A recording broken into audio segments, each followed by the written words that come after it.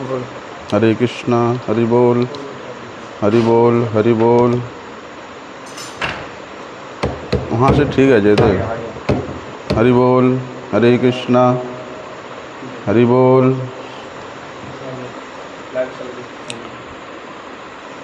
वंदे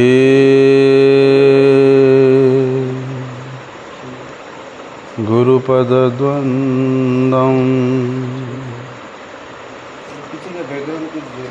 भक्तवृन्दसमन्वितं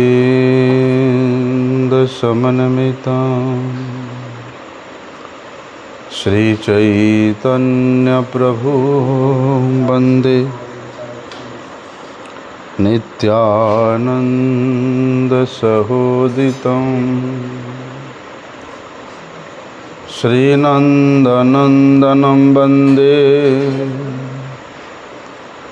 राधिका चरणद्वयं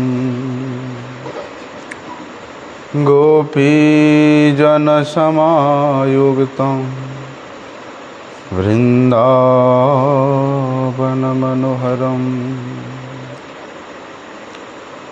वंशकल्पतरुर्भ्यश्च कृपा सिन्धुभ्य एव च पतितानां पावनेभ्यो वैष्णवेभ्यो नमो नमः। नमो महावदन्याय कृष्णप्रेमप्रदायते कृष्णाय कृष्णचैतन्य नामिने गौरत्विषे नमः। नमस्ते तुहलग्राम नमस्ते मुसलायुध नमस्ते रेवतीकान्त नमस्ते भक्तवत्सल नमस्ते बलिनाम श्रेष्ठ नमस्ते धरणीधर प्रलम्बारे नमस्ते तो त्राहि मां कृष्ण पूर्वज भुजे सव्य वेणुं शिरसि शिखि पीच्छां कटितटे दुकूलं नेत्रान्ते सहचरी कटाक्षं च विदधते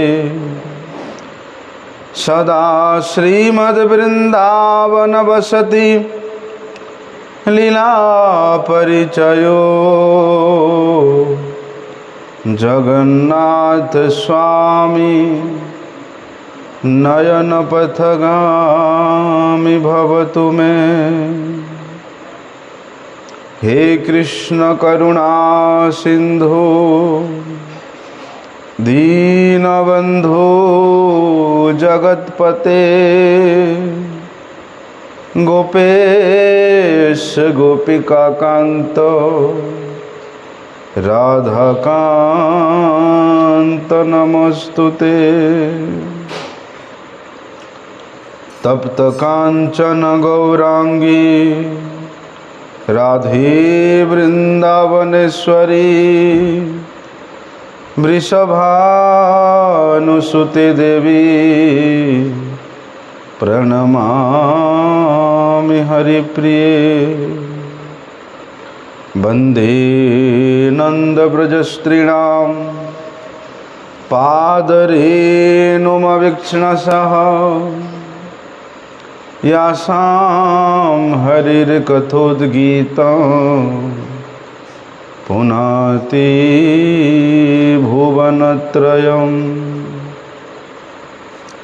नारायणं नमस्कृत्यं नरं चैव नरोत्तमं देवीं सरस्वती व्यासं ततो जयमुदीरये भक्त्या विहीनमपराधलक्ष्ये क्षिप्ताश्च कामादितरङ्गमध्ये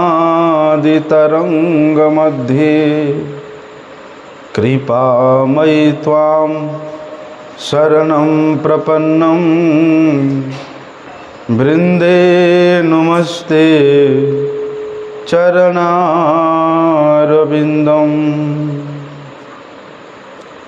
पतितपावन परम करुणामय परम आराध्यतम श्री गुरुपाद पद्म नित्य लीला प्रविष्टम विष्णुपाद परमहंस परिव्राजकाचार्य अष्टोत्तर शत श्री श्रीमत् शिल भक्ति वल्लभ तीर्थ गोस्वामी गुरु महाराज जी के श्री अभय चरणारविंद में साष्टांग दंडवत प्रणाम करते हुए उनकी हेतु की कृपा प्रार्थना करता हूँ। परम आराध्यतम शिक्षा गुरुपाद पद्म नित्य लीला प्रविष्टम विष्णुपाद परमहंस श्री श्रीमद् शिल भक्ति विज्ञान भारती गोस्वामी महाराज जी के पाद पद्म में साष्टांग दंडवत प्रणाम करते हुए उनकी हेतु की कृपा प्रार्थना। श्रीमद् भागवत महापुराण द्वितीय स्कंध तृतीय अध्याय प्रथम नंबर श्लोक।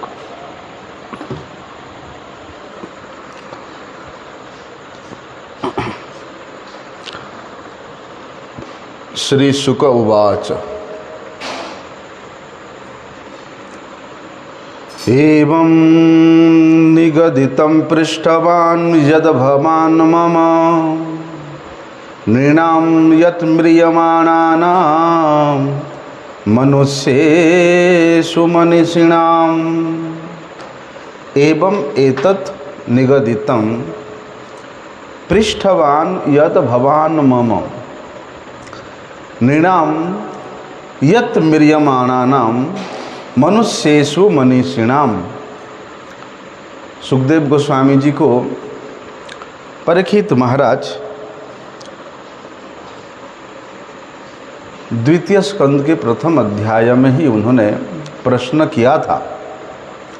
क्या प्रश्न था कि नृणाम यत् म्रियमाणानाम, जो मृत्यु के मुख पे पड़ा हुआ है अर्थात जो मरणासन्न अवस्था में है, ऐसे व्यक्ति के लिए क्या कर्तव्य है,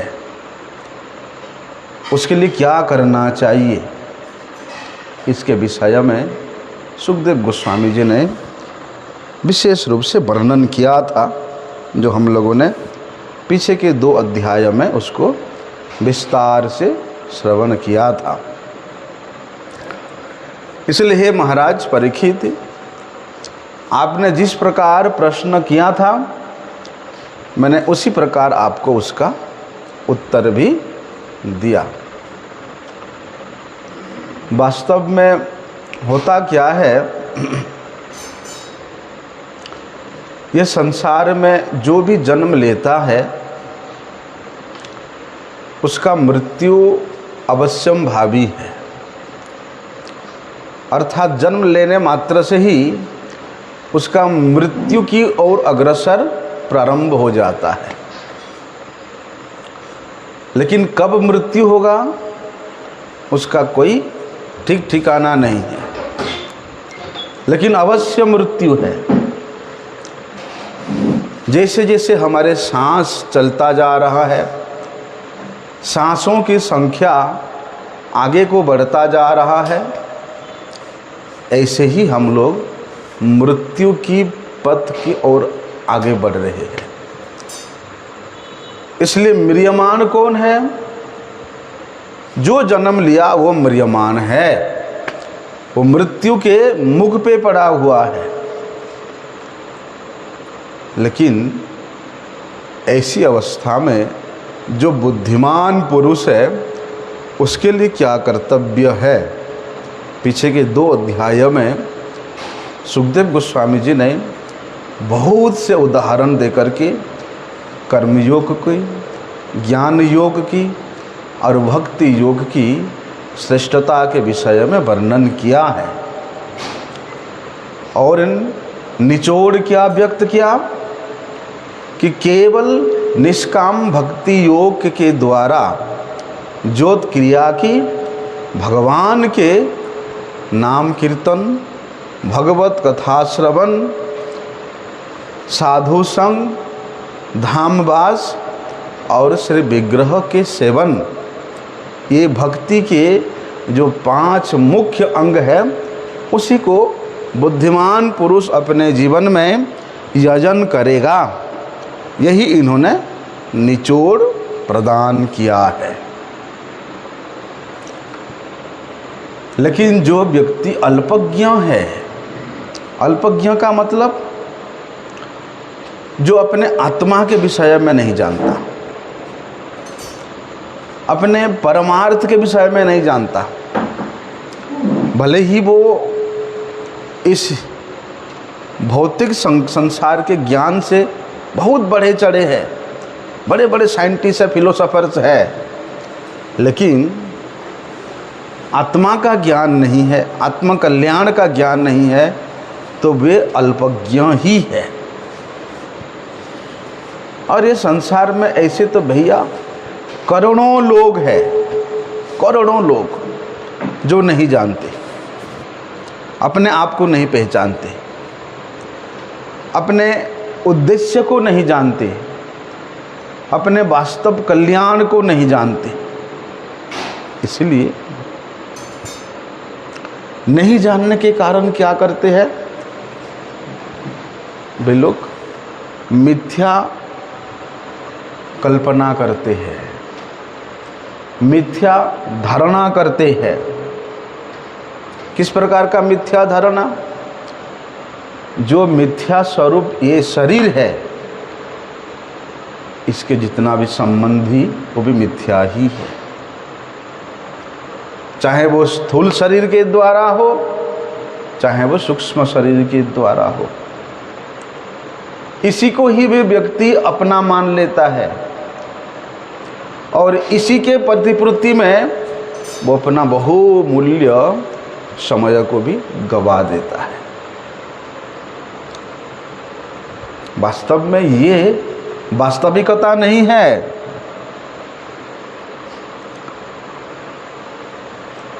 व्यक्ति ये समाज के पद पदवी को लेकर के लड़ने मरने को भी तैयार हो जाता है, हैं? कितना छल कपट करता है, कितना झूठ बोलता है, कितना आरोप प्रत्यारोप करता है। किसके लिए? ये शरीर को, ये संसार में एक पहचान देने के लिए कि मैं अमुक पदवीधारी हूँ, मैं अमुक पदवीधारी हूँ, बस। लेकिन अपने वास्तविक कल्याण के लिए, जो कि शरीर और मन से ऊपर है, ये संसार के पद पदवी प्रतिष्ठा से परे है, संसार के मान सम्मान से वो उत्तिष्ठित है, वो है आत्मा। उस आत्मा के विषय में कोई जिज्ञासा नहीं करता, कोई नहीं पूछता। एक दूसरे से मिलते हैं लोग, पूछते हैं हालचाल, बस मेरा बेटा का ऐसा नौकरी लग गया, मेरा बेटी का ऐसा शादी हो गया, मेरा तो ऑफिस में ऐसा होता है, मेरे बिजनेस में ऐसा हो गया। सिर्फ यही बातें चलता है। कोई भी आत्मा और परमात्मा के विषय में बातें नहीं करता, किसी से जिज्ञासा नहीं करता।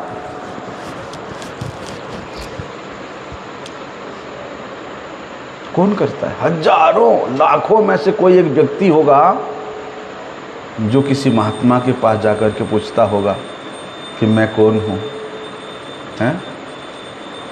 मेरा स्वरूप क्या है, लाखों में से कोई एक होगा इस प्रकार।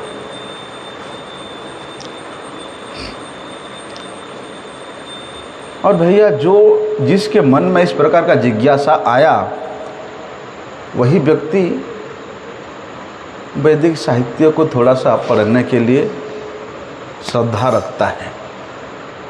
भगवद गीता हो, श्रीमद् भागवतम हो, हैं? दूसरे किसी में भी नहीं होता है। इसलिए शास्त्रों को पढ़ने और सुनने से नहीं चलेगा कि हमने इतना सालों से शास्त्र अध्ययन कर रहे हैं, पुराण अध्ययन कर रहे हैं।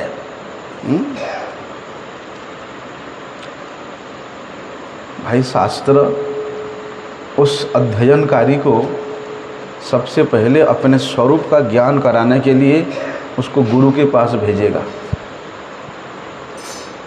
यदि जीवन में वास्तविक गुरु की अनुगत्य स्वीकार नहीं किया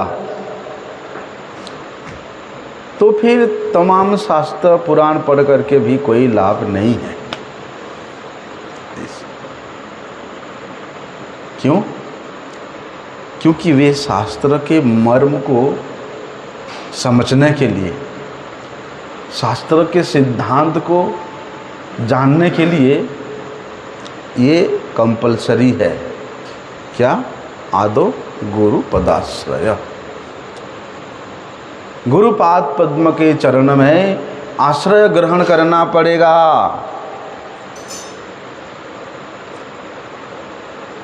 श्रीमन महाप्रभु जी के प्रकट होने से पहले नवद्वीप जो है ना, वो विद्वता का सर्वोत्कृष्ट केंद्र था। बड़े बड़े विद्वान आप कल्पना नहीं कर सकते, वेद वेदांत उपनिषद पारंगत थे। लेकिन वेद का जो तात्पर्यमय शिक्षा है कोई नहीं जानता था। गीता का उद्देश्य क्या है कोई नहीं जानता था। श्रीमद् भागवत का जो सत्य सिद्धांत है कोई नहीं जानता था। क्योंकि सब समझते थे हमसे बड़ा गुरु कौन।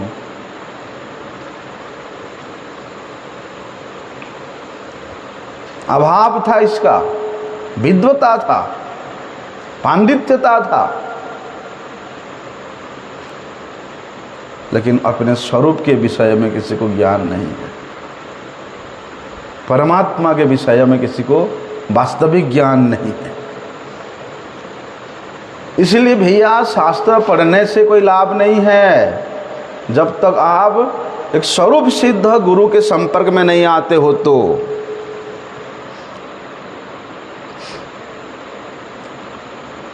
और जब तक आत्मा के वास्तविक प्रकृति को, वास्तविक स्वभाव को, वास्तविक उद्देश्य को हम लोग नहीं जानते हैं, तब तक तो भैया आप हजारों हजारों जन्म लेकर के अध्ययन करो तो कोई विशेष लाभ होने वाला नहीं है। और उनमें से भी कोई लाखों हजारों में से एक ऐसा व्यक्ति निकलेगा जो वास्तविक रूप से भगवान श्री कृष्ण को जानने का इच्छा व्यक्त करेगा।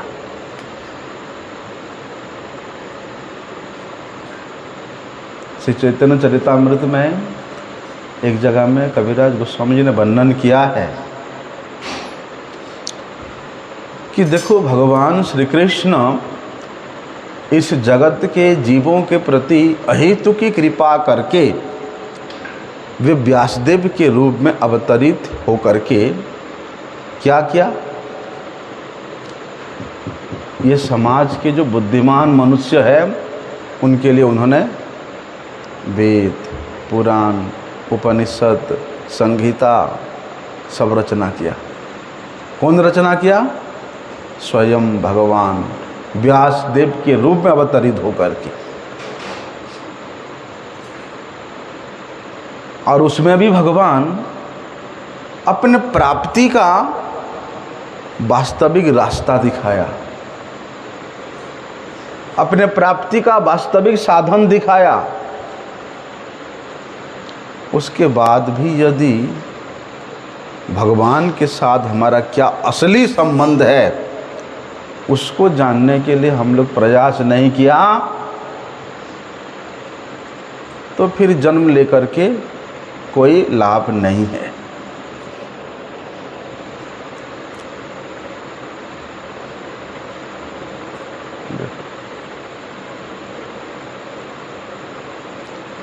अब संबंध भगवान के साथ जीव का जो नित्य संबंध है, जब उसको ही वो भूल गया है, उसी से विमुख हो गया है, तो फिर ये जगत के संबंध अत्यंत घृण्य है, तुच्छ है।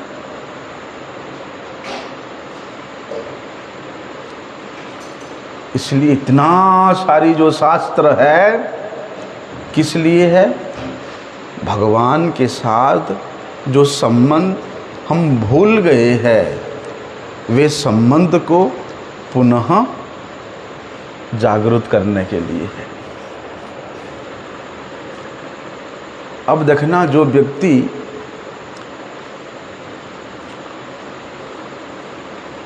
पागल हो जाता है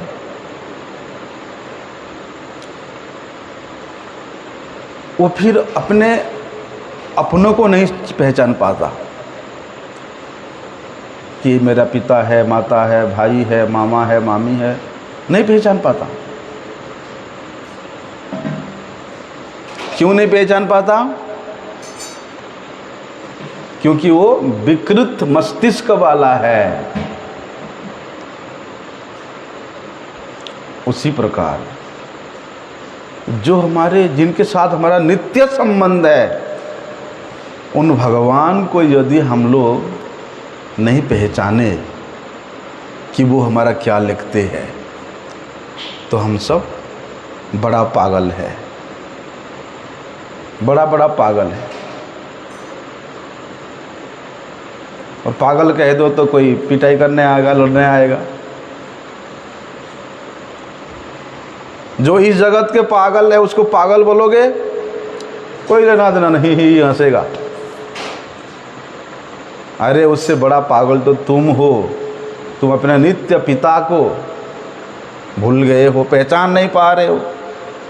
कभी उनके साथ तुम्हारा संबंध, नित्य संबंध था, उसको जानने के लिए प्रयास नहीं कर रहे हो। इसलिए तमाम शास्त्र वे भूले हुए, भटके हुए संबंध को पुनः जागृत करने के लिए स्वयं भगवान प्रकाशित किया है।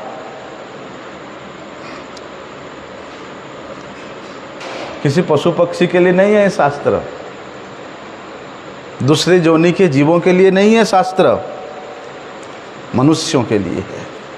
क्योंकि भगवान मनुष्यों में उस शास्त्र को समझने के लिए विवेक प्रदान किया है।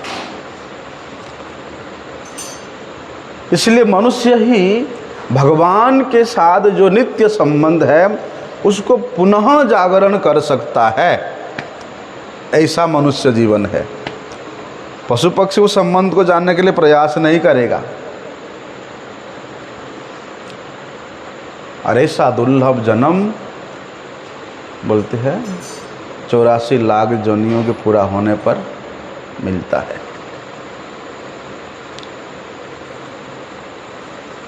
इसलिए क्या करना चाहिए? देखो कितने जोनी भटक भटक करके हम लोग यहाँ तक आए हैं, इस शरीर, मनुष्य शरीर तक आए हैं। लेकिन इसको भी यदि हम लोग केवल उन्हीं पशुओं जैसा वृत्ति अवलंबन करके बिता दें तो हमसे बड़ा आत्मघाती कौन हो सकता है? हमसे बड़ा अल्पज्ञ, पागल, मूर्ख कौन हो सकता है? इसलिए जितना भी हो सके इसका भरपूर फायदा उठा लो। अभी भैया किसी फंक्शन में जाते हैं एकदम चकाचक माल पानी बना हुआ है। लोग सोचते अरे उठा लेते हैं फ़ायदा, हैं? लेकिन वो फ़ायदा उठाने के जाएंगे तो दूसरे दिन बीमार पड़ जाते हैं। किसी का पेट खराब, किसी का डस्ट, किसी का कुछ हो जाता है। लेकिन ये मनुष्य जीवन का फ़ायदा, जब तक आप जिंदा हो आप हर पल हर क्षण इसका फ़ायदा उठा सकते हो। लेकिन सब बुद्धिमान नहीं होते हैं, है ना? सब लोग ये मनुष्य जीवन के जो महत्ता है उसको जानने को, समझने को प्रयास नहीं करते हैं। लेकिन सुखदेव गोस्वामी जी ने परीक्षित महाराज को मनीषी कहा है।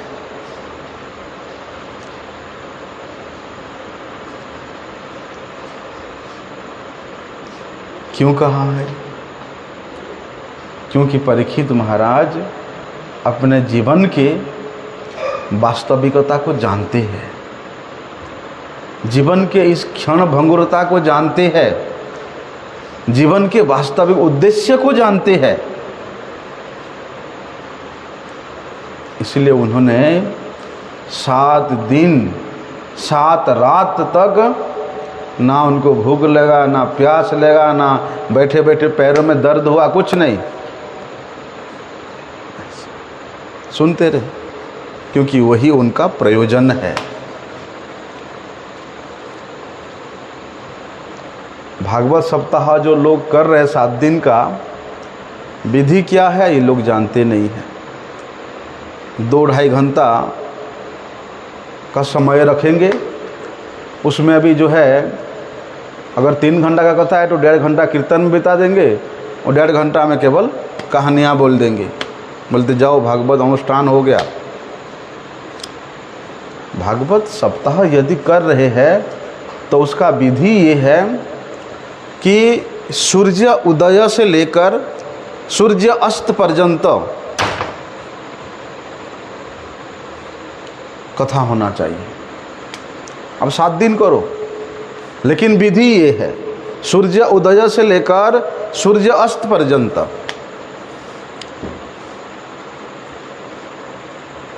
लेकिन इसके बीच में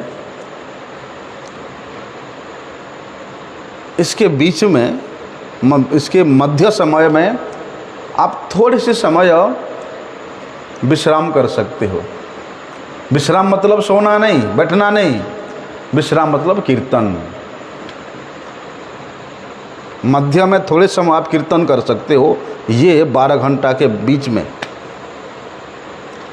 ऐसा। केवल 3 घंटा करेंगे तो 1.5 घंटा कीर्तन में बिता देंगे, 1.5 घंटा कहानियाँ सुना के बोलेंगे जाओ भागवत सप्ताह हो गया। ऐसा नहीं होता। इसलिए भागवत सप्ताह करना है तो भैया विधि से करो।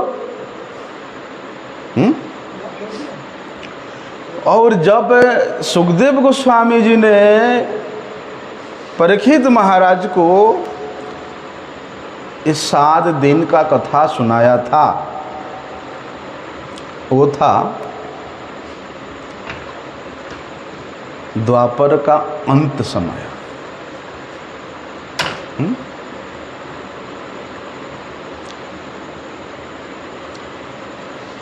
तो उस समय एक दिन कितना बड़ा होता था, विचार करो। हमारा अभी 12 घंटा तो ऐसे चुटकी मारने से चला जाता है, हैं? लेकिन उस समय का 12 घंटा, और वहाँ बोलते हैं 24 घंटा चलता कथा। ऐसा जो 7 दिन है उसमें सुखदेव गोस्वामी जी ने उनको कथा सुनाया था।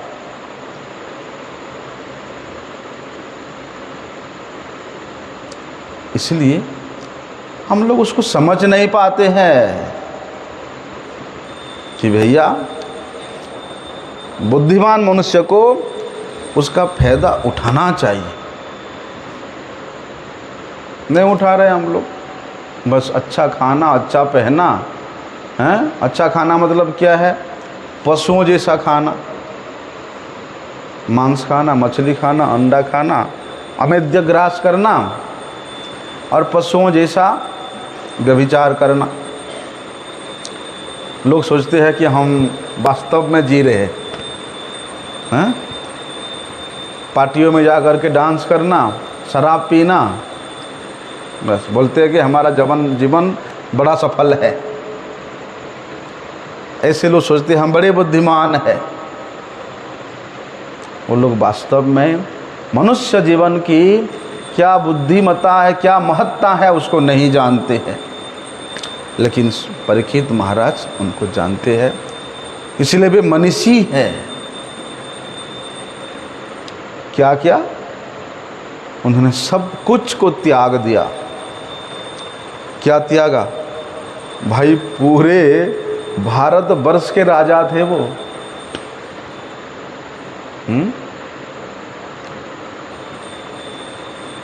कोई भी आसक्ति नहीं रखा। अरे भाई राजा है, स्त्रियां है, प्रजा है, पत्नी है, साम्राज्य है, इस प्रकार से त्याग दिया। दोबारा उधर उलट के भी नहीं देखा,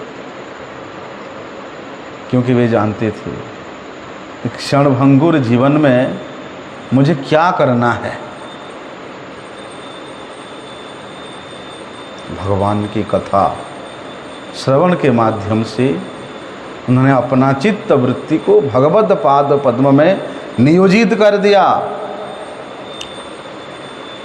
24 घंटा जितना दिन रहे वो 24 घंटा भगवान के नाम रूप गुण लीला इसका ही श्रवण कीर्तन करने लग गए, अमृत पान करने लगे, हरि कथा अमृत का पान करने लगे। चलो परीक्षित महाराज के तो एक समय निर्दिष्ट था कि वे 7 दिन के बाद उनका मृत्यु सुनिश्चित है। वो निष्कंटक थे कि उससे पहले हमारा मृत्यु नहीं हो सकता। लेकिन हमारा कोई गारंटी है? हमें पता है कि हम 15 दिन 20 दिन या और 15 साल 20 साल रहेंगे? कुछ नहीं पता है। इसलिए बुद्धिमान मनुष्य को क्या करना चाहिए? बोलते प्रत्येक क्षण भगवान के नाम कीर्तन करना चाहिए, भगवान के यश का गुण कीर्तन करना चाहिए, श्रवण करना चाहिए।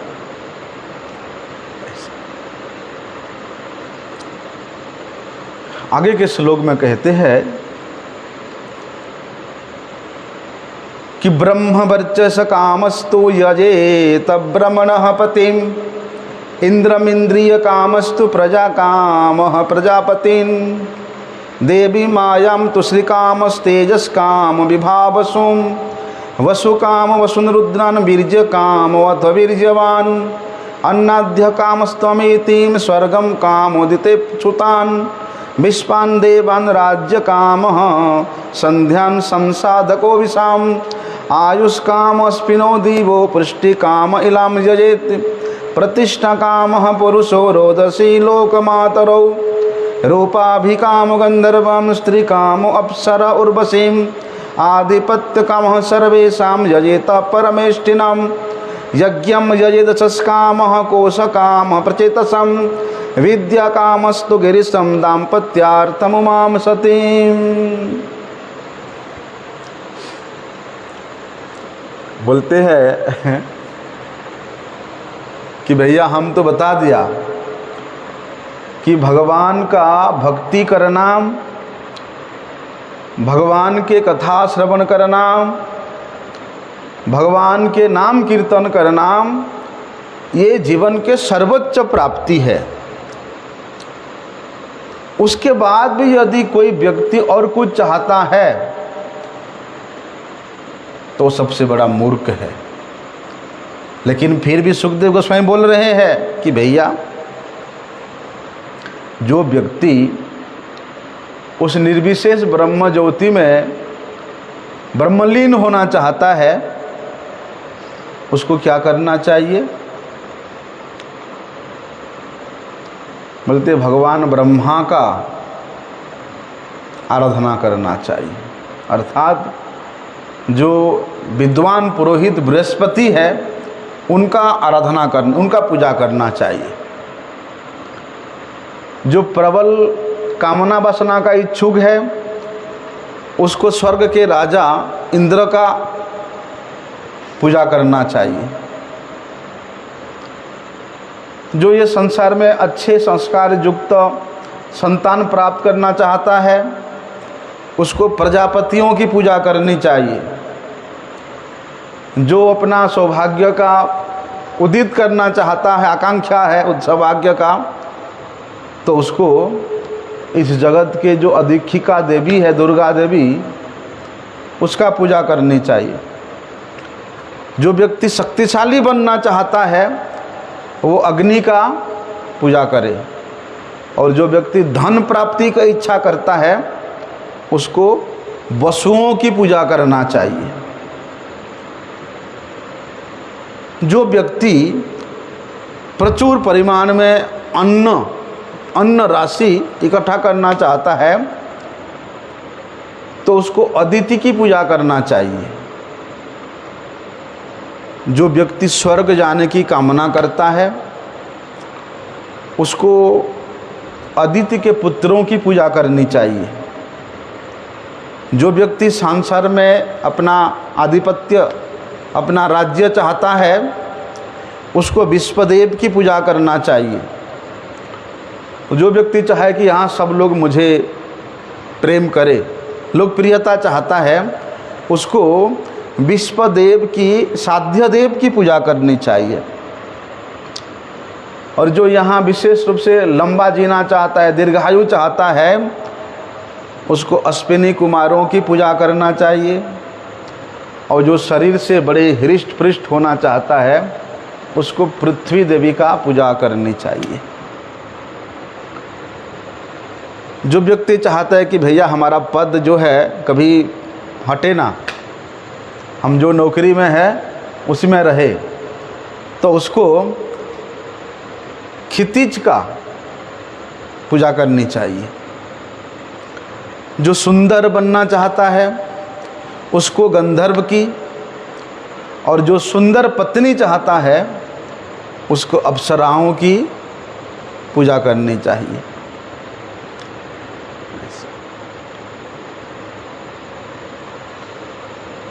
जो व्यक्ति दूसरे के ऊपर चौधरीगिरी करना चाहता है, शासन करना चाहता है, उसको इस ब्रह्मांड के जो प्रमुख देवता ब्रह्मा है उनका पूजा करनी चाहिए। जो यहाँ अपना यश कीर्ति चाहता है, प्रतिष्ठा चाहता है, हाँ? किस प्रकार का प्रतिष्ठा? यश, यज्ञेश्वर भगवान, यशेश्वर भगवान श्री हरि का पूजा करना चाहिए। क्योंकि भक्त का जितना यश है उससे बड़ा यश और किसी का है ही नहीं। जो अपने आप को मैं भगवान का दास हूँ, भगवान का भक्त हूँ, ये दास या भक्त का जो पदवी है ये सबसे बड़ा यशस्वी पदवी है। इससे और बड़ा पद कुछ है ही नहीं। इसलिए इस प्रकार यश चाहते हो, कीर्ति चाहते हो तो भगवान का पूजा करो। और भैया अपना बैंक बैलेंस बढ़ाना चाहते हो तो फिर वरुण देव का पूजा करो। यदि कोई व्यक्ति चाहता है कि भैया हमारा अच्छी पत्नी से विवाह हो जाए, या पत्नी चाहती है हमारा अच्छे पति से विवाह हो जाए, या हमारे वैवाहिक जीवन कभी टूटे ना, बड़े आराम से चलता रहे, तो उसको भगवान शिव जी के पत्नी उमा देवी का पूजा करनी चाहिए। ये सुखदेव गोस्वामी जी ने बताया है। इस प्रकार से श्रीमद् भगवद गीता में स्वयं भगवान ने कर्म योग के विषय वर्णन किया, सांख्य योग के विषय वर्णन किया, ज्ञान योग के विषय वर्णन किया, संन्यास योग के विषय वर्णन किया। सबका अपना अपना महत्व बताया। लेकिन अंतिम में जा कर के क्या बोला? सर्वधर्मान परित्यज्य। बोलते तमाम योग का, तमाम आराधना का, तमाम साधना का जो निचोड़ है मेरे शरणागत होना। मेरे पाद पदों में शरणागत हो जाओ, आपके सभी प्रकार के जो योग है वो युक्त हो जाएगा, सभी प्रकार के धर्म साफल्यमंडित हो जाएगा। इसी प्रकार सुखदेव गोस्वामी ने पहले बताया कि भैया भगवान के नाम कीर्तन भगवत कथा के अलावा और श्रेष्ठ साधन कुछ है ही नहीं। लेकिन फिर भी संसार के व्यक्ति यदि चाहता है, यश चाहिए, धन चाहिए, प्रतिष्ठा चाहिए, सुंदर पत्नी चाहिए, सुंदर पति चाहिए, हैं, तो हम बता देते हैं ये देवताओं का करना है। लेकिन भगवत भक्ति से रहित होकर के इन देवताओं से इस प्रकार के आशा लेकर के यदि आप करते भी हो पूजा, तो वो भी थोड़े समय के लिए, हमेशा रहने वाला नहीं है। होता क्या है भैया, संसार में सब एक जैसे नहीं है, सबका इच्छा एक जैसा नहीं है, सबका विचार एक जैसा नहीं है। इसलिए यहाँ लोगों की प्राप्ति का भी जो इच्छाएं हैं सब अलग अलग है। तो अलग अलग देवताओं का पूजा करके वे व्यक्ति उन इच्छाओं की पूर्ति कर सकता है। अब देखो रावण, वे शिव जी का पूजा किया। क्या किया उसने? शिव जी को प्रसन्न करने के लिए एक एक करके अपना सिर को 10 बार काट के उन्हें अर्पित किया। इसलिए शिव जी की कृपा से वो इतना शक्तिशाली बन गया कि स्वर्ग के देवता लोग भी उसको डरने लग गए। कब तक डरते रहे? जब तक स्वयं भगवान श्री रामचंद्र अवतरित होकर के उसके यह लीला समाप्त नहीं करते हैं, तब तक वो अभिमान में रहा, सब डरते रहे उसको। क्या फायदा हुआ? कुछ लाभ हुआ? 10 बार उसने अपना शीश को काट करके शिव जी को चढ़ाया। किस लिए? बल प्राप्त करने के लिए, शक्ति प्राप्त करने के लिए, प्रभुत्व प्राप्त करने के लिए। लेकिन समाप्त हुआ कि नहीं हुआ? सब समाप्त हो गया, कोई नहीं रहा। इसी प्रकार ये संसार में जो व्यक्ति सारे भोग विलास को प्राप्त करने के लिए हमेशा चेष्टा युक्त रहता है, वास्तव में वो सबसे बड़ा अल्पज्ञ है। क्यों करता है इसे?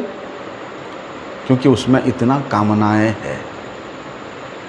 कामे इस्तै फिर तक ज्ञाना प्रपद्यन्ते अन्य देवता तम तम नियममास्थाय प्रकृत्या नियता स्वया। वहां बताया है कि उसका जो ज्ञान है वो ढक गया है। किससे ढक गया है? वो इस लोक के भोग विलास की इच्छाओं के द्वारा या परलोक के भोग विलास के इच्छाओं के द्वारा। परलोक के भोग विलास क्या है? कि भैया मरने के बाद हम स्वर्ग में जाएंगे, वहाँ देवताओं के समान हम लोग भोग विलास में प्रमत्त हो जाएंगे। तो इस लोक के और परलोक के भोग विलास के इच्छाओं के द्वारा, कामनाओं के द्वारा उसका जो ज्ञान है वो ढक गया है, आच्छादित हो गया है। लेकिन उसको ये जो विवेक युक्त मनुष्य शरीर मिला है किसके लिए मिला है? भगवान को जानने के लिए, भगवत प्राप्ति के लिए मिला है। तो उस शरीर में आकर के भी यदि व्यक्ति भगवान को प्राप्त ना करे और केवल अपनी इस अनित्य शरीर के कामनाओं के पूर्ति करने में लगे रहे, क्यों? कामैस्तैस्ते कृतज्ञान, वो सबसे बड़ा मूर्ख व्यक्ति है।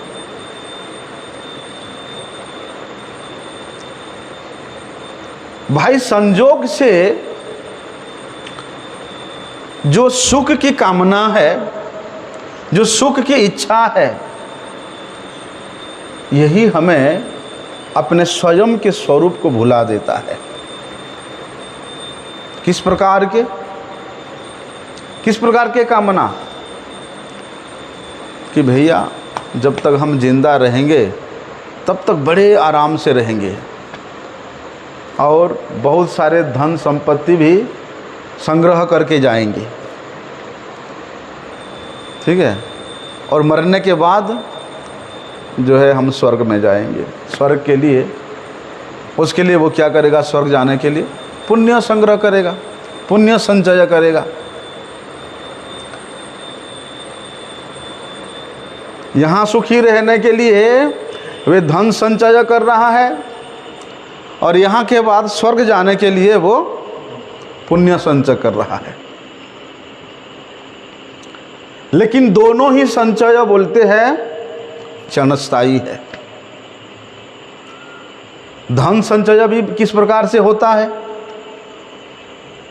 पहले तो भैया चाहे जैसे भी हो भोग ले, बस जहाँ जब चाहे, जहाँ चाहे, जैसे इच्छा हो धन खर्च कर ले, बड़े सुख से आराम से हमारा दिन बीत जाए।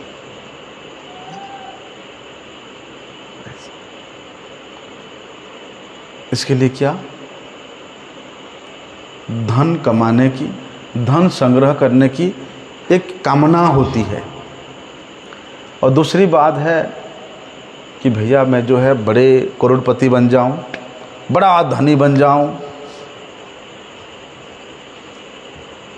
इस प्रकार की उसका अभिमान के कारण सुख के लिए, अरे हम करोड़पति आदमी हैं, हम अरबपति है, हम इतना जमींदार है, इस प्रकार के अभिमान के सुख के लिए भी धन संग्रह करता है।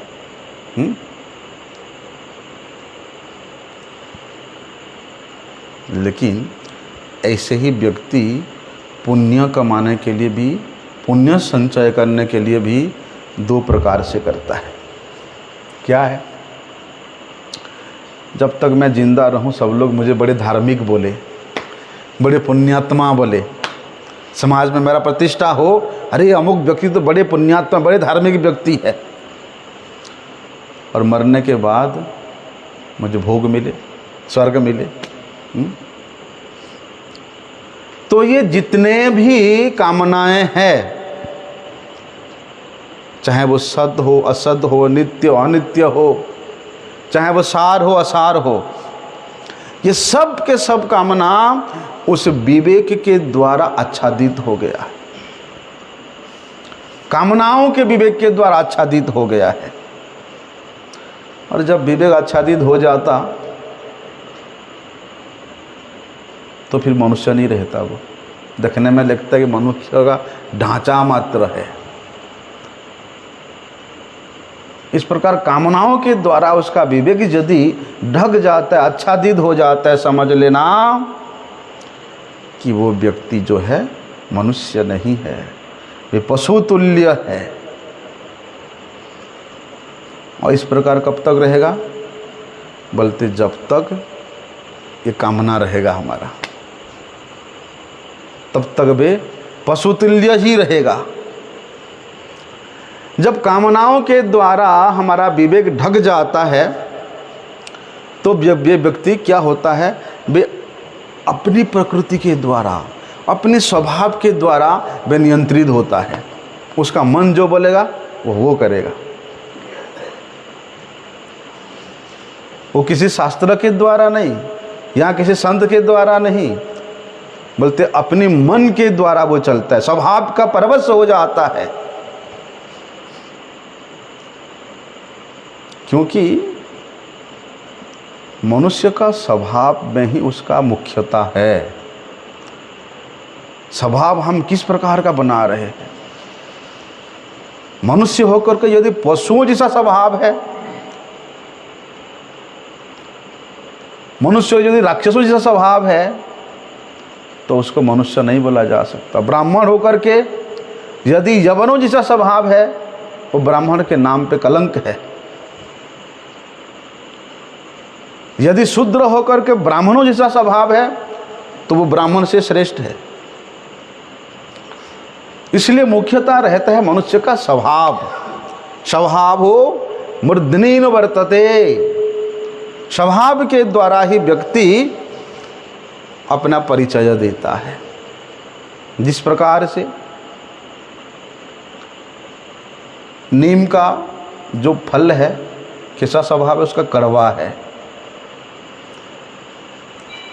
फलेन फल कारणम अनुमीयते। फल के द्वारा ही फल का जो मूल है जाना जाता है, फल का जो उत्पादन करता है जाना जाता है। इसी प्रकार हमारे स्वभाव के द्वारा ही हम जाने जाते हैं, हम मनुष्य है या राक्षस है। इसलिए व्यक्ति अपने व्यक्तिगत स्वभाव को कभी नहीं ढक सकता है, कितना भी प्रयास करे नहीं ढक सकता है। कभी ना कभी उसका स्वभाव प्रकट हो ही जाए, कितना दिन का पर्दा करेगा, लेकिन ना एक दिन प्रकाश हो ही जाता है। इसलिए कहा है कि या यस्य प्रकृति ही स्वभाव जनिता केनापि न त्यज्यते। लेकिन भैया यदि ये स्वभाव में उसका दोष है, तो उसको छोड़ना बड़ा कठिन है। मनुष्य को उसको छोड़ ही नहीं सकता है, क्योंकि उसका दोष रूपी स्वभाव बन गया है, उसका अनाचार रूपी स्वभाव बन गया है। यदि मनुष्य होकर के तुम वो दोषों को नहीं छोड़ पा रहे हो, तो फिर तुम्हारे मनुष्य जन्म का महिमा क्या हुई? हाँ? भाई पशु का स्वभाव है, वो पशुचित कर्म करेगा, लेकिन वो नहीं छोड़ सकता, क्योंकि उसमें विवेक नहीं है, उसमें बुद्धि नहीं है। लेकिन भाई तुम मनुष्य हो और तुम पशुओं जैसा दोषपूर्ण स्वभाव में आदी हो गए हो। यदि तुम उसको छोड़ नहीं सकते हो, छोड़ नहीं पा रहे हो, फिर तुम्हें ये मनुष्य शरीर मिलने का क्या लाभ है, क्या महत्ता है? उसके लिए हमको तो कोई नहीं बांध के रखा है ना। मनुष्य को अपने आप को निर्दोष करने में या अपने स्वभाव को शुद्ध करने में हमें पूरा स्वतंत्रता मिली हुई है, पूरा स्वतंत्रता है कि हम अपने स्वभाव को दोषपूर्ण कर रहे हैं या निर्दोषपूर्ण कर देंगे। पूरा स्वतंत्रता है हमारे ऊपर।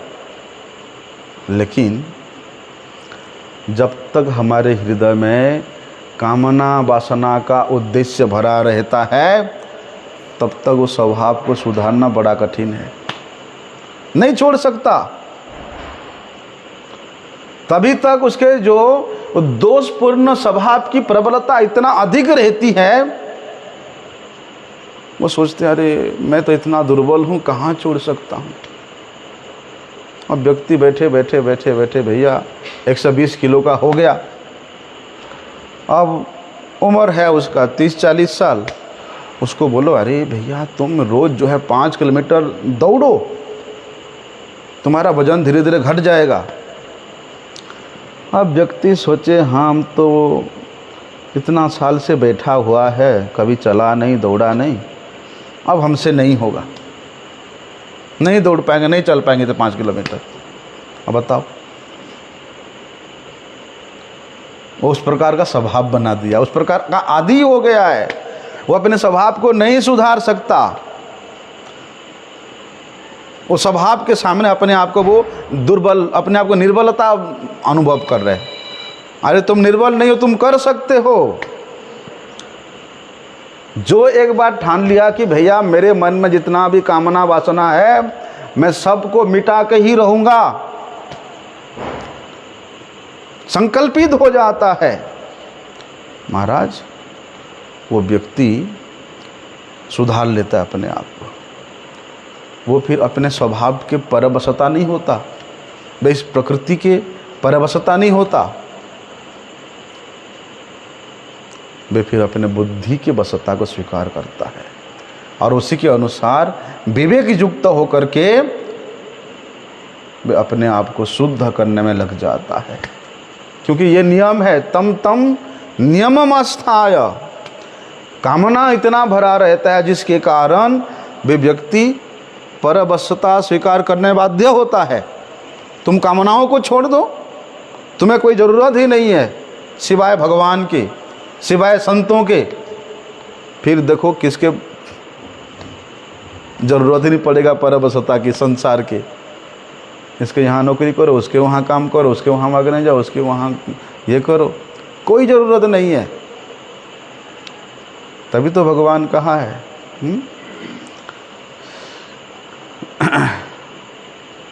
भैया कामस्तेस्तीर्थज्ञाना प्रपद्यन्ते अन्य देवता। यदि इस प्रकार के कामना वासना पूर्ण रहेगा तो अमुक यज्ञ करने से अमुक फल मिलेगा, अमुक जगह में जा कर के स्नान करने से, अमुक जगह में जाकर दान करने से अमुक फल मिलेगा।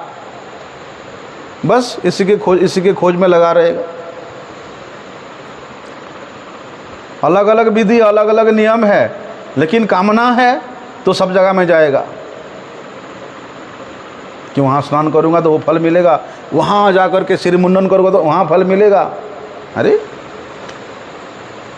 जब भगवान के नाम संकीर्तन के द्वारा, भगवत कथा श्रवण के द्वारा हमें सब कुछ प्राप्ति हो जा रही है, फिर क्या जरूरत है? प्रपद्यन्ते अन्य देवता, अन्य देवताओं के यहाँ जाकर के याचना करने की जरूरत क्या है? अब देखो ना, कोई करोड़पति घर का लड़का है, वो यदि जाकर के